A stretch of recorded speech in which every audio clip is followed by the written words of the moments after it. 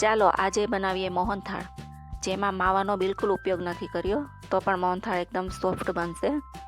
એના માટે લીધેલી છે 6 થી 7 નંગ ઇલાયચી અને અડધાથી ઉપર જાયફળ, જેને ફોલી અને આ રીતે ઇલાયચીના દાણા કાઢી જાયફળ અને ઇલાયચીનો ભૂકો કરી લેવાનો છે. આ રીતે ખરલમાં એકદમ પાવડર બનાવી લઈએ. પછી એક પેન લઈ એની અંદર ચણાનો કરકરો લોટ લીધેલો છે. એની અંદર 1 વાટકી જેટલું દૂધ એડ કરી અને આ ધાબો આપવાનો છે. આ રીતે સરસ મિક્સ કરી ધાબો અપાઈ ગયા પછી આપણે ઢાંકીને થોડીક વાર માટે રેસ્ટ માટે મૂકી દઈશું. 15 થી 20 મિનિટ પછી આ લોટને ચાળી લેવાનો છે. આ રીતે ચાળણીની મદદથી ચાળી લેવાનો છે. તો લોટ આપણો રેડી થઈ ગયો છે ચડાઈને. હવે ગેસ ચાલુ કરી એક મોટું પેન લેવાનું છે.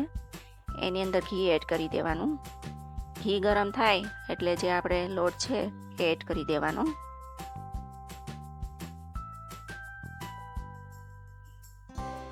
જો ઘી ઓછું લાગે તો ફરીથી ઉમેરવાનું છે.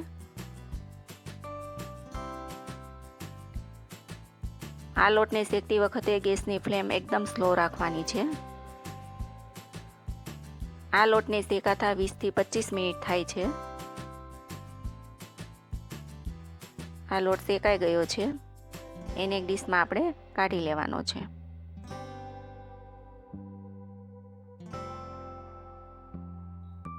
એ જ પેનમાં ખાંડ અને ખાંડ ડૂબે એટલું પાણી લેવાનું છે. આ રીતે સતત હલાવ્યા કરવાનું અને ચાસણી થોડીક રેડી થવા આવે એટલે જે ફૂડ કલર છે એને દૂધમાં એડ કરી અને ચાસણીમાં ઉમેરી દેવાનું છે. અને જે આપણે જાયફળ અને ઇલાયચીનો પાવડર રેડી કરેલો છે એ પણ એડ કરી દેવાનો છે. આ ચાસણી રેડી થઈ ગઈ. એની અંદર જે મિશ્રણ છે એ એડ કરી અને હલાવવાનું છે. ગેસની ફ્લેમ હવે બંધ કરી દીધેલી છે. આ રીતે સરસ રીતે મિક્સ કરી દેવાનું છે. મિક્સ થઈ જાય એટલે થાળીમાં આપણે કાઢી લઈશું અને તાવેથાની મદદથી ફેલાઈ લેવાનું છે.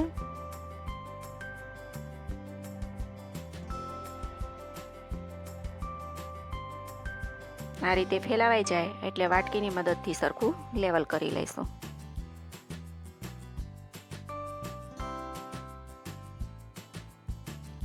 આ લેવલ થઈ જાય એટલે મગજતરીના બી અને ખસખસ ઉપરથી એડ કરશું આપણે. આ રીતે એડ કરી દેવાનું છે ઉપરથી. આ મોહનથાળ બની ગયો છે.